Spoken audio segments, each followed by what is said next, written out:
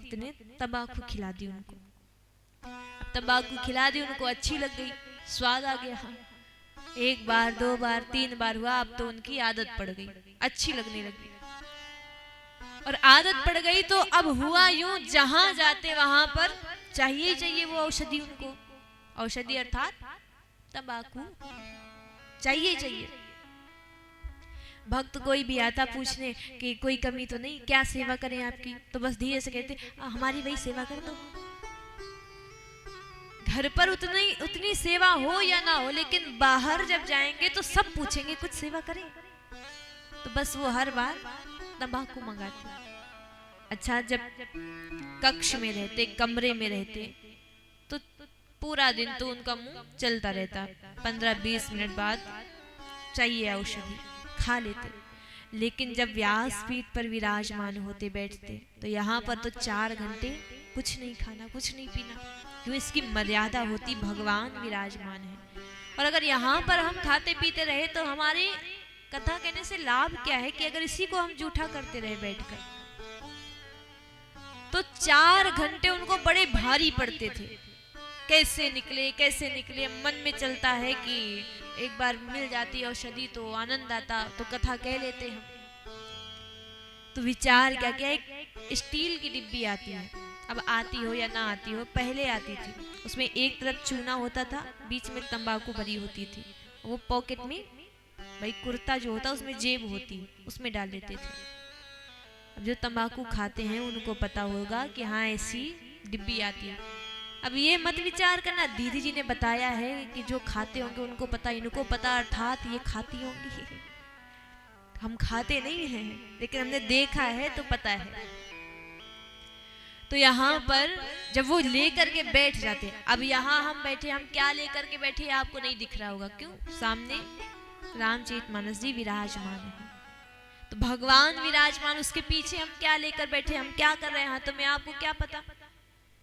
अब वो धीरे से डिब्बी निकाल करके रख लेते हैं जब कथा आरंभ होती है, और हर 15-20 मिनट में उनको चाहिए होती थी औषधि अपनी, तो धीरे से ऐसे हिलते हिलते कथा कहते थे, और धीरे से डिब्बी खोल करके तंबाकू डाल लेते हैं हाथ में। अब अगर हम ऐसे करके डिब्बी खोलेंगे, ऐसे डालेंगे, तो आप लोग देख लोगे, और या ऐसे नीचे करके ऐसे भी करेंगे तो हाथ हिलता रहेगा, तो पता चल जाएगा कुछ ना कुछ ये कर रहे हैं। तो वो क्या करते, वो झूमते रहते, हिलते रहते अपनी जगह पर। सब लोग कहते आहा कितनी अच्छी कथा कहते, झूम झूम कर कथा कहते हैं, आनंद आता है। अब जब तंबाकू लेते तो धीरे से साइड से चूना निकालते, अब चूना रगड़ते, उसमें तंबाकू मिलाते। अब तंबाकू ऐसे मिलाएंगे तो भी दोनों हाथ हिलेंगे, तो भी झूमते रहते, झूम झूम कथा कथा कह रहे हैं और अपना काम भी करते जा रहे हैं। हुआ ये, अब चूना मिल गया जब तंबाकू में, तो ताली बजा करके थोड़ा सा उसको उड़ाना होता है। अब ऐसे तो उड़ा नहीं सकते सबके सामने, क्यों? अब बाकी जो नहीं खाते वो नहीं जान पाएंगे, लेकिन जो औषधि पकड़ाते हैं आकर वो तो जान जाएंगे, आहा व्यास जी वहां पर बैठकर भी। तो ऐसे नहीं, तो एक उपाय निकाला, और उपाय क्या, जब तंबाकू चूने में मिल जाता तो वो क्या करते, सबसे कहते आप चलो थोड़ा सा भजन करते हैं, मंगल भवन अमंगल हारी, ताली बजा करके जैसे भजन करते, तो जो भी कचड़ा था तंबाकू का वो निकल जाता, जो तंबाकू थी वो बच जाती। अब उसको गोली बनाते, धीरे धीरे गोली बना लेते, क्यों? ऐसे फांक नहीं सकते, जान जाएंगे सब।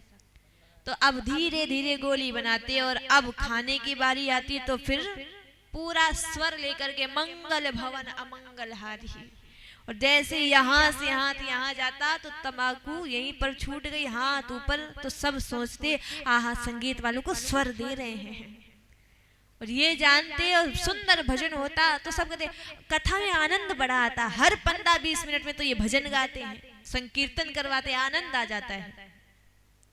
अच्छा, इतना आनंद आ जाए, अब जब तंबाकू खाओगे, घर पर रहोगे तो थूक भी सकते हो, अब मंच पर कैसे थूकोगे?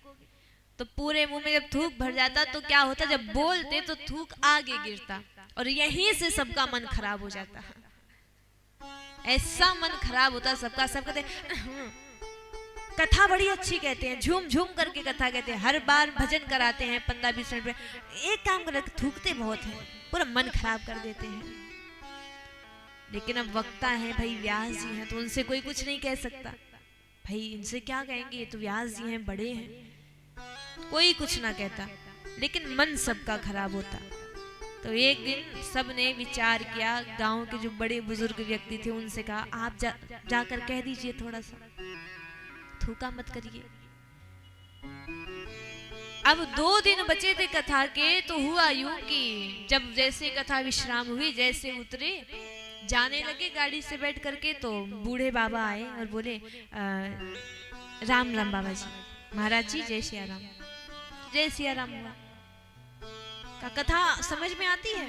हाँ हाँ, कथा बड़ी समझ में आती, बड़ा आनंद आता है। हर 15-20 मिनट में भजन होता है, संकीर्तन होता है, झूम झूम करके आप कथा सुनाते हैं। लेकिन एक बात कहे हैं, तो व्यास जी ने कहा, कहिए। बच्चे थोड़ी सी शिकायत कर रहे, उला नहीं दे रहे थे। क्या कथा में कोई गड़बड़ हुई, समझ में नहीं आई? अरे बताना चाहिए था ना। अरे नहीं नहीं नहीं, वो कुछ नहीं। फिर बच्चे ये कह रहे थे कि आप थूकते बहुत हैं, आप थूका कम करिए। जब कथा हो जाती है, जब आरती हो, जाने का समय हो, तो पूरी भीड़ भरी होती भक्तों की, सब लोग भक्त होते हैं। सबके सामने ऐसे कह दिया कि आप थूकते बहुत, तो उनको बड़ा बुरा लगा। बुरा लगा तो कुछ ना कुछ उपाय तो मन में आया। उन्होंने कहा, किसने कहा हम थूकते हैं? अरे कुछ पता रहता है आपको कि नहीं? बस जो मन में आया वो कह दिया। अरे पहले पूरी बात जाननी होती है, उसके बाद कुछ कहना होता है। बड़े आए थूकते हैं। अरे क्या जाने आप सब, इतने भाव से हम कथा कहते हैं कि भगवान की साक्षात कृपा होती है, साक्षात गंगा मैया मुंह में हमारे आ जाती है, वही प्रवाहित होने लगती है। सब लोग अचंभित होकर, आश्चर्यजनक होकर, गंगा मैया, आपके मुख में गंगा मैया आती, तो क्या हम झूठ बोल रहे हैं? कथा कहते हैं, हम सबको ज्ञान देते हैं, हम क्या यहाँ से झूठ बोलेंगे? छोटा सा बच्चा भक्तों की भीड़ में सब सुन रहा था। अरे वाह, व्यास जी के मुंह में साक्षात गंगा मैया आ जाती है। दौड़ करके घर गया और कुछ निकाल करके रात भर वो चूर्ण बनाता रहा, चूर्ण पीसता रहा।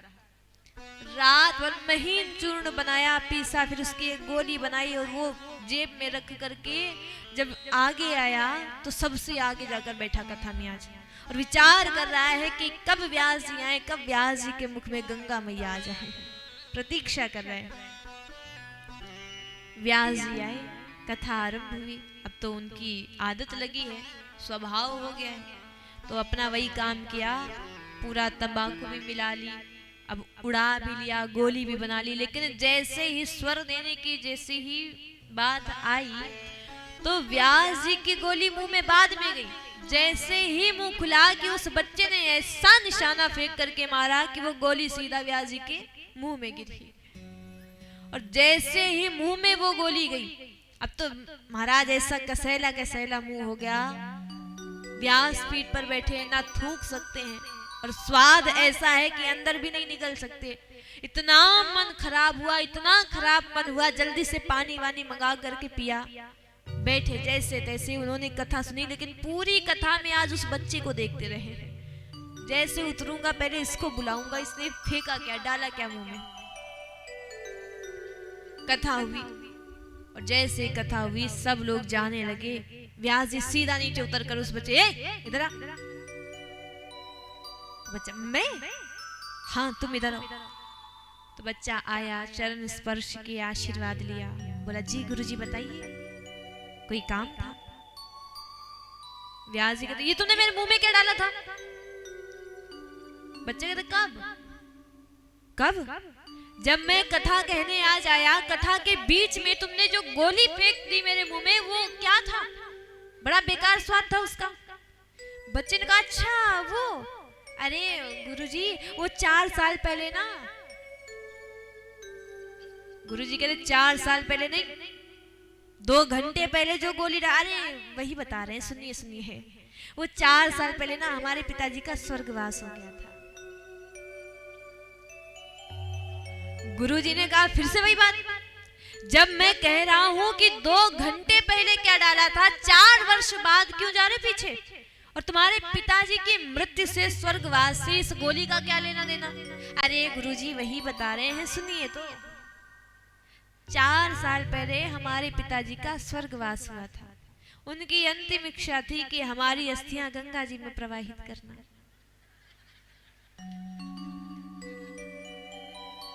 गुरुजी ने कहा फिर से वही बात। जब मैं कह रहा हूं मेरे मुंह में क्या डाला वो नहीं बता रहा है। पिताजी का स्वर्गवास हुआ, उनकी अंतिम इच्छा ये थी, उससे क्या ले? अरे गुरुजी आप बड़ी जल्दी मचाते हैं, सुनते नहीं हैं। सुनिए, बस पहुंच ही गए हैं। गुरुजी ने कहा पहुंच गए अर्थात? अरे गुरुजी सुनिए तो पूरी बात मेरी, आप बीच में बोल देते हैं। तो हमारे पिताजी की अंतिम इच्छा थी कि हमारी अस्थियां गंगा जी में प्रवाहित करना। अब माता जी अकेली हैं, हम छोटे हैं, जा सकते नहीं। गंगा जी हमारे यहाँ से 40-50 किलोमीटर दूर है, तो हम जा नहीं पाए आज तक। अस्थियां घर पर ही रखी थी। लेकिन कल जैसे ही हमने सुना कि आपके मुख में गंगा मैया आती है, मैंने विचार तभी कर लिया, लगता है भगवान ने मुझे पर कृपा कर दी है।